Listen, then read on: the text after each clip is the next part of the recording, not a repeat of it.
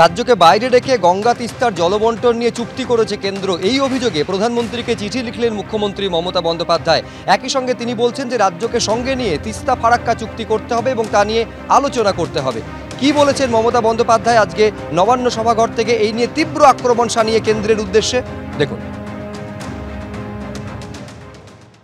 আর কত হলে একদিকে কেন্দ্রীয় সরকার বাংলার জল বিক্রি করে দিচ্ছে, নেট বিক্রি করে দিচ্ছে, মেডিকেল স্টুডেন্ট বিক্রি করে দিচ্ছে, তিস্তায় 14টা হাইডেল পাওয়ার হচ্ছে তখন চোখে দেখেনি, ফরাক্কা নিয়ে আবার চুক্তি রিনিউ হচ্ছে আমাদের জানালো না।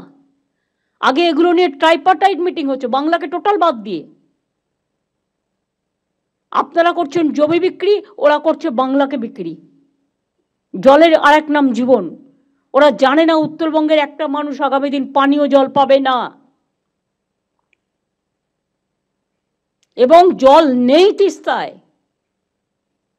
গায়ের জোরে ভাবছে নর্থ বেঙ্গল থেকে জিতেছি বলে নর্থ বেঙ্গলের মানুষকে ডিপ্রাইভ করব।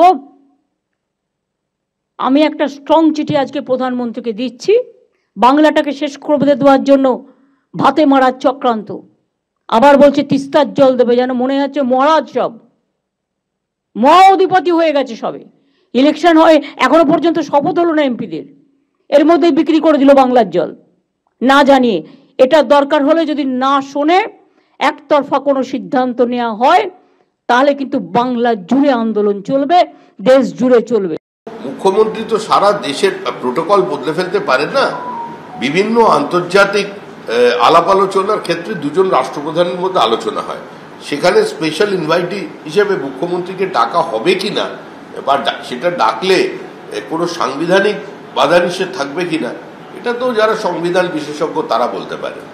তবে এটাও ঠিক যে কোনো গুরুত্বপূর্ণ আন্তর্জাতিক বিষয়ে কিংবা আমাদের দেশের আভ্যন্তরীণ নিরাপত্তার বিষয়ে, এমনকি দার্জিলিং এর সমস্যা যখন তৈরি হয়েছিল পাহাড়ে, এখানে তৃণমূল কংগ্রেস তাদের মতামত স্পষ্টভাবে জানিয়েছে বা মিটিংগুলোতে পার্টিসিপেট করেছে।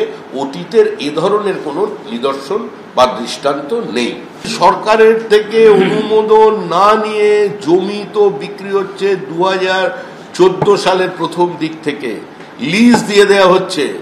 কি করবেন মুখ্যমন্ত্রী? ইরিগেশনের জমি দখল হয়েছে, রেলের জমি দখল হয়েছে, তিস্তার চর দখল হয়েছে, নদী চুরি করেছে। মানুষ তো নয়, পুকুর চুরি করে, নদী চুরি করেছে। চলে যান হাসনাবাদ ঘাটে, দেখতে পাবেন তৃণমূল নেতার কীর্তি। নদীর ওপরে বাড়ি, নদী পর্যন্ত চুরি করেছে, ওপর আকাশ হোর্ডিং, সেখানে পর্যন্ত দুর্নীতি। কি করে মুখ্যমন্ত্রী বন্ধ করবেন এটা?